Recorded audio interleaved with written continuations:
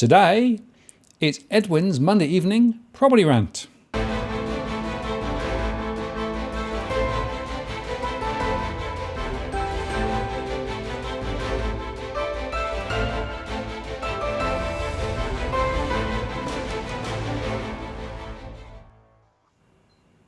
Hello again, it's Martin North from Digital Finance Analytics. Welcome to latest posts covering finance and property news with a distinctively Australian flavour. And as it's Monday, I'm joined again by Edwin Almeida, our property insider. Hi, Edwin. G'day, Martin. How you going? Yeah, pretty good. You? Well, I'm in a little bit of pain, mate. I'm in a little bit of pain. Why is that? Well, I guess in a way, I'm not in as much pain as what a lot of vendors are out there at the moment. We're putting offers in on or below what they purchased property for in 2016. But the pain that I'm going through is actually a physical pain. I wish I could tell our audience that it was because I got in the ring with a 25-year-old and we went and we did 10 rounds, or I got one of those turncoat economists and took him into the ring and taught him a lesson or two. They've got the ones that live down south. But it's not Martin. I actually injured my hip, of all things, making my bed. Now that is one for the record book. Yeah, well, I got all.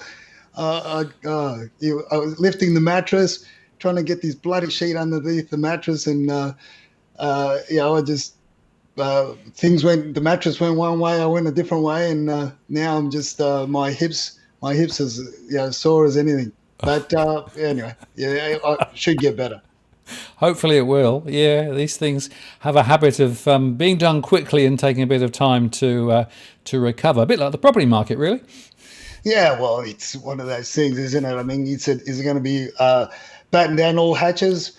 I ordered some plywood to board up the house. We're getting close to the American election, so I don't know what's going to happen there. So I'm just got some plywood and I'm going to start boarding up the windows of the house. Don't know what's going to go on there after the elections. So I've just got to prepare. It's pain everywhere, pain and confusion everywhere, Martin. Well, that's true. And, the US election probably won't get solved tomorrow or the next day, right? It's probably going to be several weeks before it all shakes down. So it will be an interesting time. Now, it's interesting that, of course, there have been a couple of articles, Christopher Joy is writing and a couple of other people too, basically saying, well, property prices are on the bound again. Well, that's a narrative, isn't it? And that's a narrative that's got to be pushed as we concentrate on our Monday evening rants, and that is what we actually see on the ground, and not only one part of Sydney.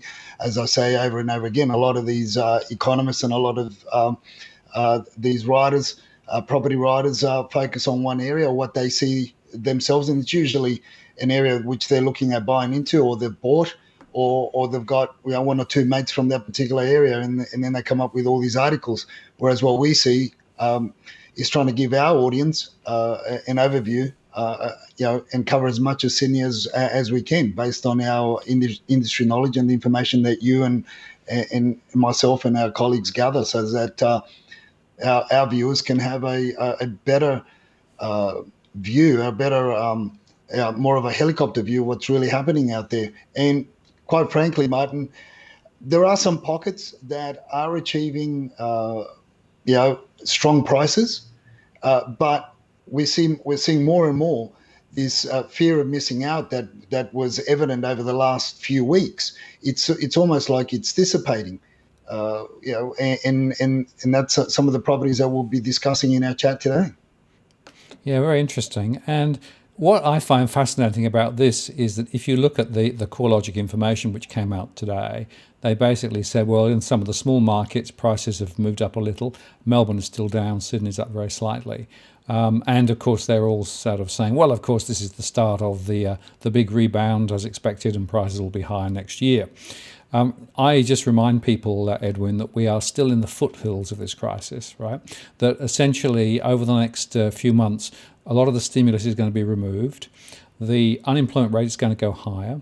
The virus is still raging across multiple territories around the world, despite the fact that we've got it relatively under control here in Australia. And so whilst the economy may be a little stronger than some expected, the truth of the matter is we have a long way to go before we can really be sure that we're out the woods. And remember this, prices are still relative to incomes, relative to GDP, 40 to 50% overvalued. So it's not like we're starting from a low starting point, is it?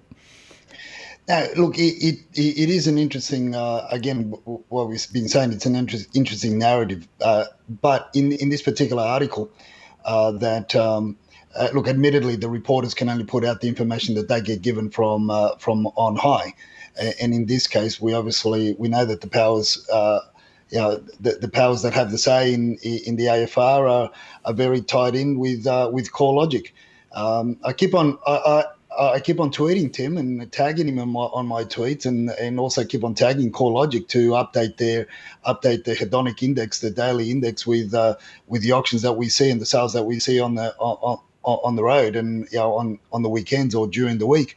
But they don't seem to be listening, Martin. I think they're too focused on the political affairs of the USA to be probably focused on what they should be doing, is updating the information on CoreLogic's back end a lot quicker and a lot sooner than what they do.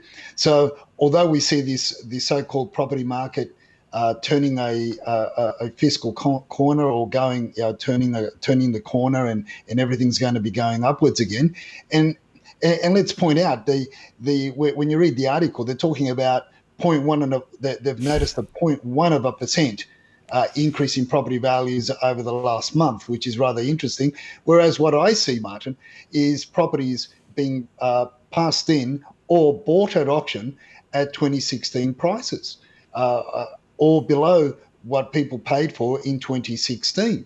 And so the shine in a lot of areas of Sydney is wearing thin. And this fear of missing out that we had because of the dead elephant bounce that's been thrown around over the last few weeks, I think the shine's wearing thin, because more and more people are realizing that, one, they're not going to have a job. Two, the businesses are going to be shut down sooner than later. And three, the listing numbers are starting to pick up. A lot of numbers get taken out during the week.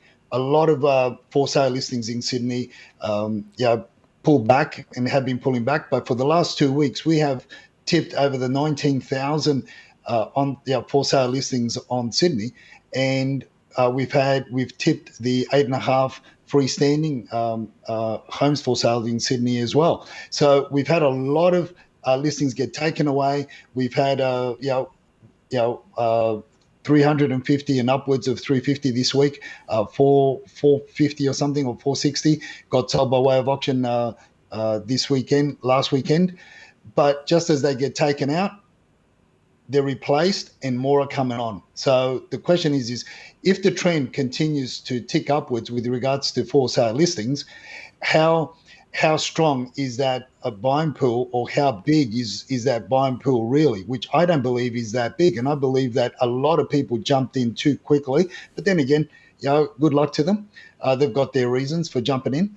And the ones that are holding out, I think they're going to get they're going to be buying better homes in months to come, in weeks and months to come. Yeah, and sometimes the truth is, of course, that people buy because they need to buy. There's some reason which is external to whether prices are going up or going down. And I often say it's very hard to pick the market, and if frankly, if you try to pick the market, you might be right, you might be wrong. And the 0.1% move, I mean, just think if that's in the roundings, right? I mean, it's meaningless in terms of actually anything at all, in terms of what it indicates. But if you go granular and look at individual properties and individual postcodes, as you and I both do, there are some big moves. There are some big moves happening. And in some cases, sure, there are examples where prices are higher, but they tend to be perhaps houses in one or two areas where there's quite a lot of demand, much less so for units. But if you look further afield, further out in some of the areas, for example, towards Western Sydney, it's a whole different ballgame. There, prices are down. But even in some of the more prestigious areas now, I think in places like Lane Cove or Sutherland, we're also seeing the same downdraft on prices. So you wonder how the index can possibly end up with the story that it's got. Well, that's correct, Martin. And again, as I keep on saying that, I keep on tagging Tim and CoreLogic on my tweets and getting them to update the hedonic index, the daily index, and they won't, because it's gonna paint a different picture. It's going to paint the reality, and the reality is something that they don't want to face. You spoke about Sutherland. I know of one property that was guiding. The guide, the original guide was 1.2 to 1,250, 1,200,000 to 1,250,000, and the agent that we were speaking with at that particular office, their competitors were closer to 1,250,000, and they took the stance of telling the owner that the property may achieve a sale of 1,100,000 to 1,200,000. It went to auction on the weekend. It got passed in, and I know that they've got two offers on the table. One is below, say, 0.1% below what the owner paid for it in 2016, and the other one is closer to 5% below what the owner paid for it in 2016. Now, but to put it in perspective, Martin, we talk percentages, but if this property had gone to market, say 6-7 months ago, or let's say pre-COVID, when it was a different market, and it was a different trend, and there was a lot more confidence, it may have achieved the 1.1 to 1, anywhere between the 1.1 to 1.2. The level of confidence with a lot of agents is still somewhat pre-COVID, or they just the level of confidence is based on how many AFR articles they read during the week. So and that gets translated to the vendors until it gets to D Day, which is auction day, and that's when we see properties get passed in for way low. Now, Revesby again, where it was relatively a hot market, nothing got passed in at auction. Things got sold on or above the guides, or well and truly above the guides. Now we're seeing that properties are being passed in at auction, and again, offers are being made below the guides and below the vendor's expectations. So once you start seeing a run of these properties in different suburbs where they go post auction campaigns, that's when we start, when the rubber meets the road, and we start seeing a lot of different things. Now, you mentioned Lane Cove. We are going to talk about our property on focus, a particular property in focus in Lane Cove, because that's an interesting area where I personally myself was expecting to see values of anywhere above the 2 million to 2.1, even in some cases 2.2. But now we're not only seeing properties get passed in once again at 2016 prices, Martin, but we're also, what we're seeing is that a couple of new listings that have come on the market in that area, their guides are something like 22, 23% what those properties would have achieved 6-7 months ago. Right. So the point, of course, is that if in a particular area we start to see multiple properties coming onto the market, that definitely puts downward pressure on. And it's one of the interesting things in my surveys. There are a number of people in the Lane Cove area who were indicating over the last few weeks they're likely to sell their property, put it on the market, and try and shift it. So that's one factor.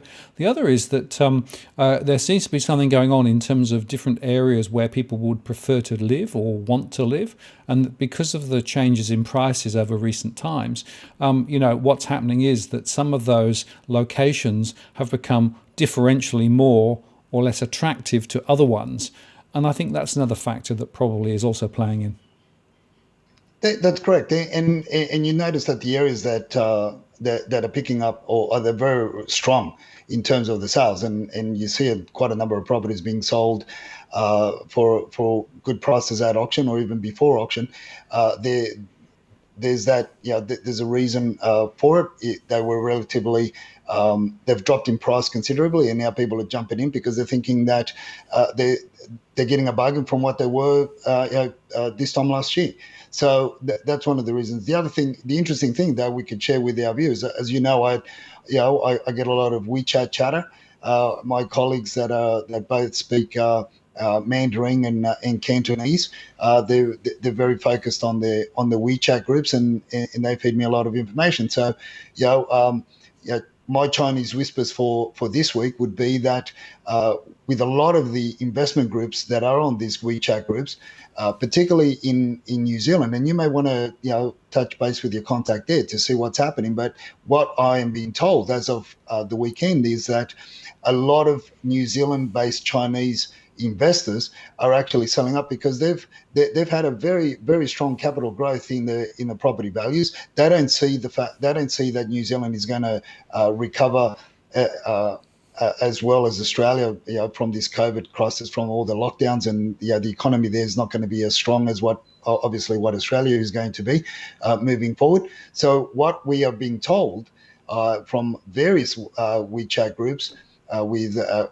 Chinese people over there that reside and have got investments in New Zealand, is that they're selling their townhouses, or their properties are going on the market, and they are going to look at properties in areas in Sydney, and not necessarily in what we would consider a strong Chinese focus, such as Hurstville, or the St George area, or the Chatswood area, or the like. They are looking further afield because they are looking for that home and land offers, and because of the permanent residency status anyway that they have in Australia, they can buy established homes now. And this is for the folks out there. The mountains, the Blue Mountains, is going to get hotter. If what my Chinese whispers tell me is that a lot of them are focusing on the mountains region because the entry level point there at the moment is still 500 or thereabouts. And you get a nice 3-bedroom home on 650 square meters. So they're interested in the land because, as you've pointed out earlier on, Martin, is people are making lifestyle choices now. It's not necessarily a price choice or a price choice, it's a lifestyle. And like what you and I have discussed for many months now is because of the uncertainty, people want to be settled, and hence the reason why they've jumped in. They want to settle down. We're approaching Christmas, and they want to know that they are basically settled. So come what may, 2021, they're in their home. They don't have to move. They're not, if there's future lockdowns like they're experiencing in America, or they may experience in America, or in Europe. Well, guess what? They're in a principal place of residence. They're in comfort. They've got space. The kids can run around, as opposed to being cooped up in a townhouse or a 3-bedroom apartment close to the CBD. Yeah, very interesting. And I would say that with regard to New Zealand, the data which came out today showed that the listings were very high in New Zealand from Auckland right the way across. So that's the first point. The second is that I need to do some more analysis on New Zealand to try and understand what's going on, because of course it's been very hot over there. But it looks to me as though there are some interesting signs, as you perhaps suggest, with people thinking, well, maybe with all that capital run up now, maybe is the time to sell. And I do think that some of those international investors do trade off one market to another market, and are thinking about where might the next market be in terms of the next few years. And Australia, on a relativity basis, is actually doing rather better than many other countries, I guess, at the moment. So that may be another factor in the mix. Well, that's correct, but this is specifically to the WeChat chatter, or the Chinese whispers, as I call it on Twitter. And given the fact that, look, they do have permanent residency here, they just have businesses or have established businesses over there in New Zealand. So, and also the fact that we've got a travel bubble with New Zealand, and that's only going to increase or get better as our summer comes on. Now, unfortunately, it's because they themselves don't see that the businesses are going to continue to flourish in New Zealand. There's going to be an economic they're going to have the economy is going to be more stifled there than what it is here, and the recovery, the better off bringing the money over here. So they're making that change. And the interesting thing for me, Martin, is that to get people to sell, to get Chinese people or Asian investors to sell their properties is very hard. So these are decisions that aren't just made willy-nilly or overnight. These are thought-provoking, very thought. They've had a lot of thought. They've put a lot of thought to this, and so I take note of this. because they haven't missed the beat. My Chinese whispers haven't missed the beat for since the beginning of this year. They've been consistent, and the information has been reliable. Uh, and on that note, I say that keep in mind, as I've said for the last few months, it's only going to take three more properties in a suburb or three more freestanding homes in a suburb to change the market sentiment with regards to sales. Likewise, it's only going to take 500 to 1,000 new purchases of freestanding homes coming in from abroad to also change the same sentiment, particularly when they're going to be focusing on the cheaper end of the scale, which is where they see the values in the land, the entry point's low, and when they're converting $1.3 million sale in New Zealand to however much that converts to property values here in Sydney, well, it's a no-brainer. They're just going to bring that over. But look, it's still unfolding. Obviously, that's going to be counteracted with whatever happens with more listings come on. But that's just something to chew on whilst people are making the decisions whether they're going to be buying or whether they're going to be selling. Well, it's important to get as much information from as many sources to help inform those decisions. And I would say, Edwin, that your internet speed is a bit weird tonight. Last week you'd reset your modem and it was perfect. Well, it's been chopping in and out just a little bit. Still fine, but we should just explain that. It's. I'm telling Martin, it's this Russian stuff. When we put out that I had that third laptop. Yeah. All sorts of things have been happening with my internet and my communication. Okay, well, whatever it is, the net effect is you occasionally freeze, still talking fine, so we're just going to go on recording and people will just have to roll with it. Well, and I got myself a new mic as well. No, the mic is really good. Hey people, look, there we go, a really high quality mic from Edwin there, and hopefully people have noticed the much more rounded tones. It's certainly an improvement. We try, Martin. The main thing is that we try. We do listen to our audience. Well done. Yes, we do take feedback and we do try and adapt. Now, on that very point, I've got a question for you, Edwin. Now, I have now had more than half a dozen people tell me this story. The story goes like this.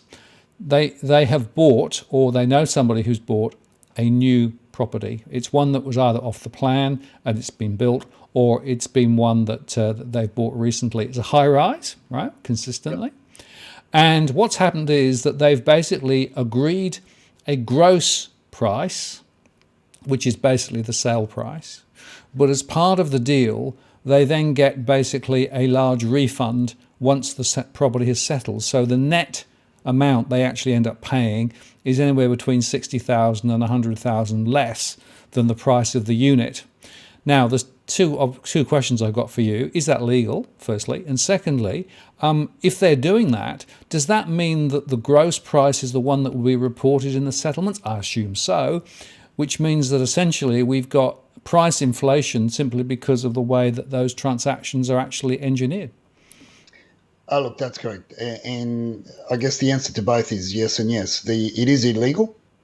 It's called the rebate. Spoke about it before in one of our podcasts. We mentioned that rebates are illegal. It came into fashion in the 2004 2007 property downturn. That was a way to get people basically to get a 100% LVR on the loan or 100% mortgage. So that it was no money. It was termed in the industry no money down deal. So you basically came in and you got it. And in some cases, it was even inflated a lot higher to cover other expenses on the other side as well. So yes, there is a case 205 case that was determined, and that was determined to be illegal. And now there are ways around it, but it's very, very convoluted, and you've got to have all parties in agreement. When I say all parties, you've got to have the real estate agent, the purchaser solicitor, and the vendor solicitor in cahoots in order for there not to be any comeback, because any one of those blows the whistle, then obviously it unravels and it comes unstuck, and there are there are going to be a lot of ramifications on that. And given the fact that it's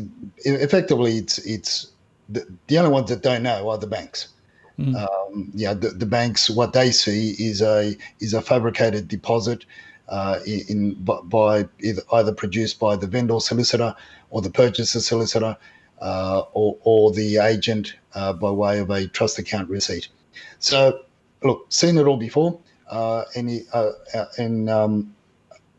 some glimpses of it came out a few years ago, and they were trying to get around that legislation by way of put and call options, or by purchasing property under put. You would have heard, and our audience would have no doubt come across even spruikers that buy established properties. They work the opposite way: is they buy the property under an option. When they buy it under an option, then they put such and such or nominee. They increase the value of the property and then sell it to their database at a much higher price. Which in itself, the purchasers are paying 5-10 grand for the privilege of being trained by these brokers, and yet they get slammed all sorts of different ways.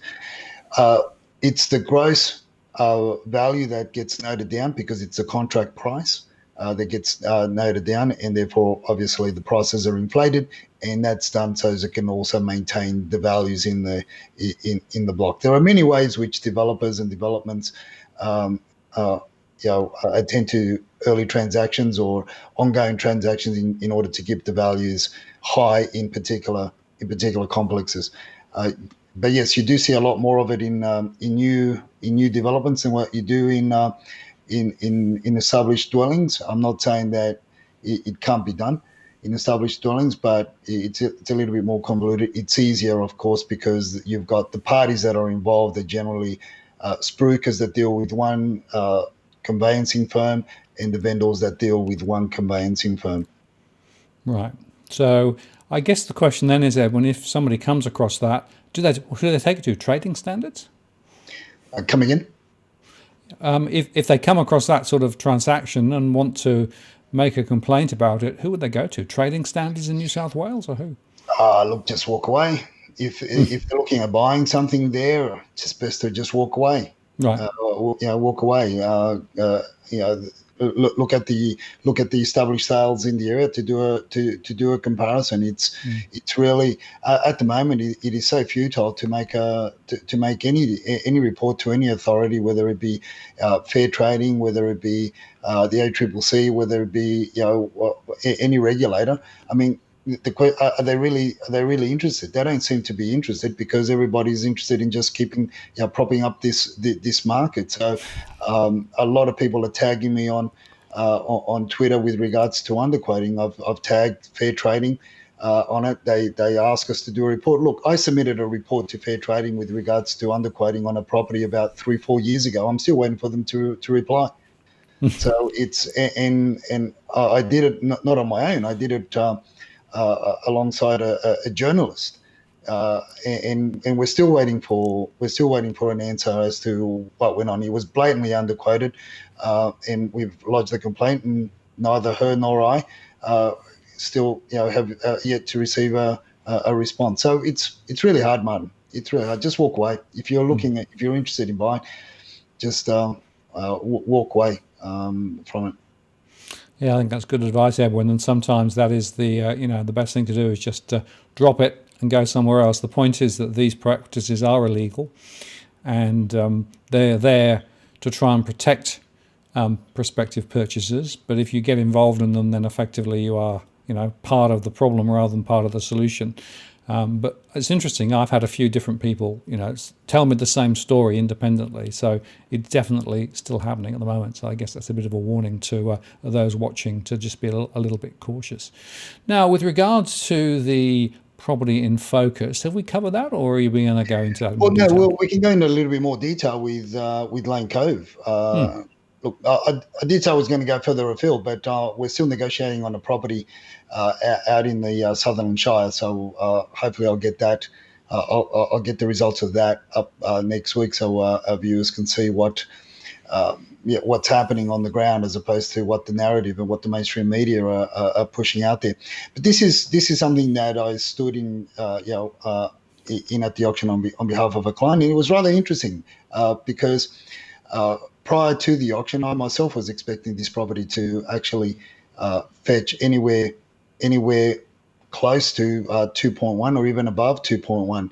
But look, we threw our hat in the ring. We decided to take on the land bankers, the developers, and anybody else that was interested in there. You never know. We just had a good feeling about it. We didn't buy the property, but the result was good nonetheless. So we went in there, and he was wearing his gloves. I was wearing my gloves, but we didn't win on the decision making process. But we didn't win under points. We just narrowly missed it. But the point in focus here is we've got Lane Cove. We've got a property that was guided well by the agent. But after speaking with the agent, there was that it was an R4 zoning, and again, let's put it in perspective. It sold for $1,960,000 on the day under the hammer. We weren't prepared to go any higher because there was no point in pushing the price any higher because we knew that our competitor had deeper pockets, so there was just no point in driving it and quite frankly, giving the owner any more than what we felt it was worth anyway. It was bought in October 2016 for just under that price. But when you include stamp duty and all the other costs, they're in the red. Now, that's so bought on Saturday for $1,960,000, bought in 2016 for $1,915,000 plus costs, and that's the reality. The hedonic says. Albeit the hedonic says it was only worth $2,050,000, so you'd think that it's one of the closest daily indexes or predictive indexes that I've come across in that area, because everything else is 15 to 22% apart. But I have a guess to say that it's because it hasn't picked up the fact that the zoning's been changed in that area to R4. So I would say, Martin, that property 3 months ago or pre-COVID, even pre-COVID, it would have fetched anywhere between 2.1 to 2.3 at the drop of a hat. So that's reality. That is what's happening now. I've spoken with a couple of other local agents because I'm chasing a couple of other properties there in the area for some clients, and I've mentioned this property to them, and they are absolutely flabbergasted that this property got sold for $1,960,000. They themselves have told me that that they didn't expect this sale to be lower than 2.1 to 2.2 was. 2.1 was one. The other one thought it would fetch closer to the 2.2 because of the zoning, because of the work that had been done to the property, because of the location. So when you take all that into account, so that's reality, and this is what we're not told. So what the mainstream media are plugging away. And as I said earlier on, there's another property now 2 blocks away from this property, albeit on a busier road, but the guide started at 1.4. Again, I brought that property up. I mentioned that property with a couple of the local agents, and because obviously they're calling me to see if my client's interested in the listings that they have, and I've said, well, you're 400,000 apart from what the new property that's just come on the market, and when I tell them what's just come on the market and what the guide is, their jaw just hits the floor. Because, they say, well, how can that be when nothing even on that busy road has sold in the past for less than 1.8, 1.85. and the guide is 1.4. Yeah, it's a little bit underquoted, but as I said to them, listen, if at the moment, anybody that's really keen on that and it's quite happy to live in that property, the agent has said anywhere around the 1.55, it'll probably take it off the books. So so again, we go back to where is this rise in property values? And when they paint Sydney with that same brush, where is it? I'm not seeing it in the areas where I'm attending to the extent that the mainstream are pushing. Yes, there are strong sales, but I'm not seeing this overall growth. If anything, the falls and the continued falls are grossly understated in these articles. Yes, well, it's a consistent pattern, isn't it, Edwin? And it may well be that in other parts of the country the story is different. Although I'm not convinced it is. I've looked very carefully now at a number of areas. For example, I looked up in the Gold Coast, up around there, and there's some really interesting stories there about what's selling and what's not selling. I have to say, Byron Bay looks to be a bit of an outlier. There's a hot market up there. But then I looked down into Melbourne. I went around, for example, Point Cook and Werribee around there. And that's another area where things are not as right as many are claiming in terms of what I'm seeing in terms of the data there. So I guess the old message is, as always, go granular, get as much information as you can from as many sources as you can, and don't just take the first throwaway comment from a real estate agent just because they're trying to sell something. Well, that's right. Look, things are getting turbulent. The dust still yet to settle, and things won't settle because, as you mentioned at the beginning of the show, and that is that we're not even at the foothills yet, Yep. let alone getting any closer to the avalanche. As I say, you can continue to throw mattresses at the bottom of the ravine, but that train is still going to crash. Okay, and there must be an elephant around there somewhere too. Oh, look, there is an elephant, but look, can I also add something else to the mix? There's the Yiwu factory area for all those enthusiasts of what's happening in the US have predicted that who's going to win the election there, and I can tell you that according to the Yiwu trading area or factory area where they produce all those flags and all that stuff that the Americans love to wave around when to be waving around in this whole election campaign. They have had 3 times as many orders for the Republican flags than they have for the Democrat flag. So I'm not going to say you can take that to the bank, but that's a little bit of trivia there for our viewers to chew on whilst that we await the election results.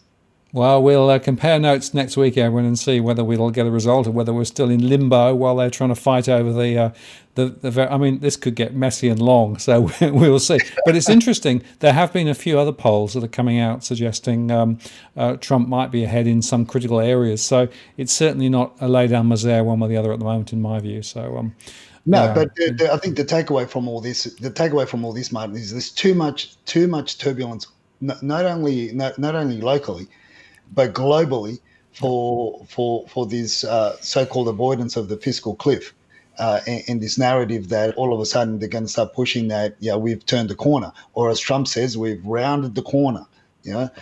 So I think there's a lot to play out yet. It is a bit of a waiting game. It has been long in the tooth to get where we know we're going to get, but we are going to get there, and the signs. The other signs are there, and I'll finish with this, and that is the some of the so-called stability or the price floors that some areas have achieved are going to be tested again once all the stimulus and all the government freebies start being taken away. Yeah, well, I run scenarios and I continue to run them, and there is still definitely a considerable risk to the downside in my scenarios, but not just over the next sort of few weeks, but over the next 2 or 3 years. And I just remind people that the peak of price falls after the global financial crisis, both in the US and in the UK, We're in year 3 and year 4. So this probably is going to shake out over that sort of period of time. No V-shaped recovery here. No, it's going to. Yeah, look, it is going to get interesting. And as we say, and we like to finish with, is just research, and when you think you've research some more before you jump. Yep, you can never do too much research, and there are various mechanisms out there, various sources of information. The better the information source is, but the thing is don't rely just on one. Don't just rely on the high level headline from the portal or from the newspaper. And look, even if prices did go up 0.1% across the whole of Sydney, that is an average which tells you very little at all, and you have to get granular, don't you?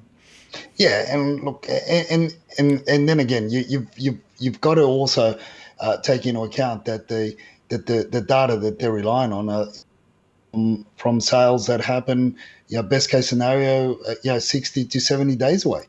Yeah. We talk about stuff that just happened on Saturday. Yeah, absolutely. Real data, live data as to what's happening on the ground, so that people can be informed and hopefully make the right choices. And that is a very important point on which to end. There is huge latency in the system. The data is very hard to get currently. And therefore, again, just be very cautious and very careful at this stage. Don't get swept up in all of the high-level spruiking, and do the work, keep analysing, and come back and listen to our show next week for some more sense about the property market. Yeah, sense, bed sense, common sense, and all sorts of and a new one or other types of sense. Anything that our viewers want to us to talk about, Martin, we'll just throw it in there. Yeah. Yep. Absolutely. We'll even talk about dollars and cents. Edwin, thanks very much. Have a good evening. We'll see you again next week. All the best.